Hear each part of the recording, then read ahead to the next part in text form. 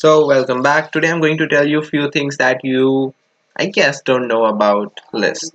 So one term that is so popular about list is shallow copy and deep copy. If you don't find good sources about them, then they will be in your ass. So let's start with this thing.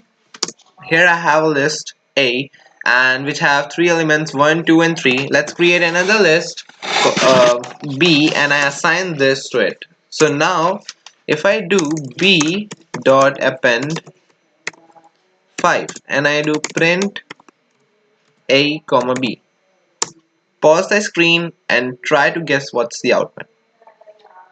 So if the output that you guessed is A is equals to 1 comma 2 comma 3 comma 5, I'm just gonna write them without those square brackets, and then B is also 1 comma 2 comma 3 comma 5, then great, you are a great learner. Let's try this. Python thinks 1.5. Okay, great. But if you are like, why I just appended 5 into the list B, right? Then why are the changes happening into A also? Then the reason is behind this is because this thing that you see here is called alias.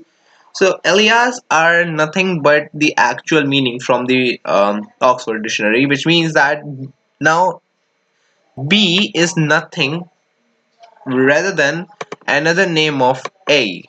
Okay, so you can think of this as, let's say, an this complete list is stored at an address, let's say ABD. Okay, this is the address of this list. Okay, and then you did B is equals to A. You created an alias. So now B is also referring to this address ABD. So when you do append, okay, just imagine that instead of this B, you are doing this complete append function in this ABD location. And in this ABD location, what you have is actually this list. And that's the reason why the reflections are getting done in the original list.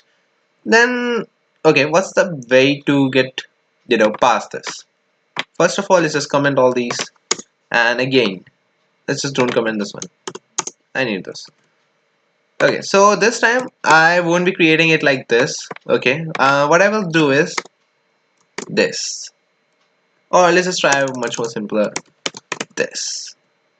Now, let's do b dot append and 5 again. Print a comma b. So now again pause the video and try to guess the output. Okay, welcome back. If you didn't pause the video, that's fine also. Let's try. So this time the output is 1 2 3, which is the value of A, and 1 2 3 4 5, which is the value of B. And this is called a shallow copy. Okay, so there's one way to understand this.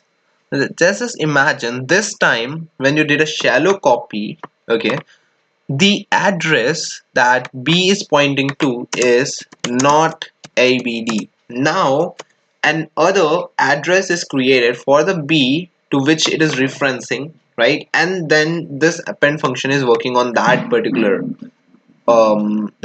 memory location and not on ABD. And that's the reason why the append function is not appending it to the original list. Okay, so this is a example of shallow copy.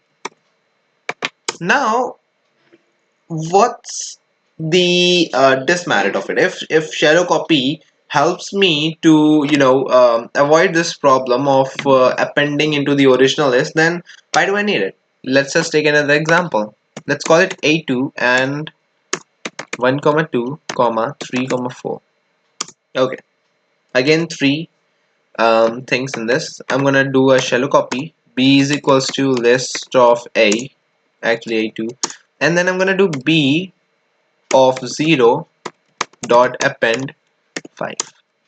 So if you have trouble with this, then I'm gonna explain this. B of 0 is actually this list, this inner list, right? And if you now you're going to append into this inner list, right? So as we have seen that B removes the problem of modifications into the original list, then the output should be on doing a comma b should be a is equals to the list, the original one, comma 3 comma 4, and the b should be 1 comma 2 comma 5 and 3 comma 4, right? If you're guessing this, then sorry, that's not the case here. Whoops, it should be a2. I was afraid myself. So yeah, here 1 2 5 3 4 and 1 2 5 3 4. So the modifications are actually happening again, and here the logic fails. The reason is I told you to imagine that this new list is getting created at another location. So if this have a location ABD, then let's say this list B is getting created at the location ABD2. But this inner list must have its own address, right? And that address is not changed. So let's say if this inner list have an address of, let's say, 2023, then that address is not changed here also. So when you are doing this, you are still actually pointing to this address 223, right? So the address of the outer list changes, but the address of the inner list doesn't change. So you are actually pointing to this location when you are doing this, and that's why the append function actually appends into the original list. Get it? Then now you are like, okay, so there's no run away from this, and then here comes the deep copy into the rescue. So deep copy can be implemented from the copy module. Okay, let's just try if we actually have it. So import copy. So copy dot let's try deep copy. Do we have deep copy? Just a second. So we can do b. Actually, we need this one. a2. So we can do b is equals to copy dot deep copy and then a2. Now I'm gonna do this again. Let's just copy that. I'm lazy, and I can type that much. A2 comma b. If I run this now,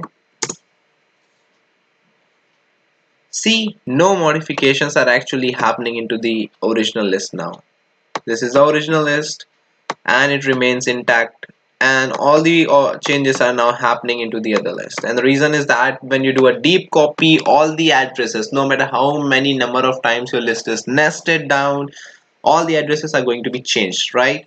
And that's the reason why when you run this, right, you do the modifications into your deep copy list, no modifications are no what I'm speaking, so no modifications are actually implemented back. Okay, so a deep copy is what you should use until unless you don't want you know, to accidentally modify your original data. So I really guess that these things must be helpful for you to understand, right? And I hope I cleared your doubts about this. If you have any other doubts, you can ask in the comment section, and thanks for watching.